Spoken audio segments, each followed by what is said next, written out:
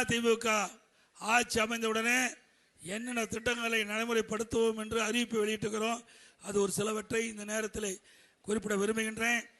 இன்றைக்கு அதிமுக ஆட்சி அமைந்தவுடனே எல்லா குடும்ப அட்டைதாரருக்கும் தற்போதுள்ள விலைவாசி உயர்வு, வரிச்சுமை, இதிலிருந்து அவளை விடுவிக்கின்ற விதமாக ஒவ்வொரு குடும்ப அட்டைதாரருக்கும் 10,000 ரூபாய் சிறப்பு உதவித்தொகை வழங்கப்படும். அனைத்து குடும்ப அட்டைகின்ற குடும்ப தலைவி வங்கி கணக்கிலே மாதந்தோறும் 2,000 ரூபாய் வழங்கப்படும். எல்லா குடும்ப அட்டைதாரருக்கும் விலை இல்லாம பிரிட்ஜ் வழங்கப்படும். வேலைக்கு செல்லும் மகளிருக்கு 5 லட்சம் பேருக்கு மானிய விலையில இருசக்கர வாகனம் வழங்கப்படும். ஒவ்வொரு இருசக்கர வாகனத்துக்கு 25,000 ரூபாய் மானியம் வழங்கப்படும். எல்லா குடும்ப அட்டைதாரருக்கும் வருடத்திற்கு 3 கேஸ் சிலிண்டர் விலை இல்லாமல் வழங்கப்படும்.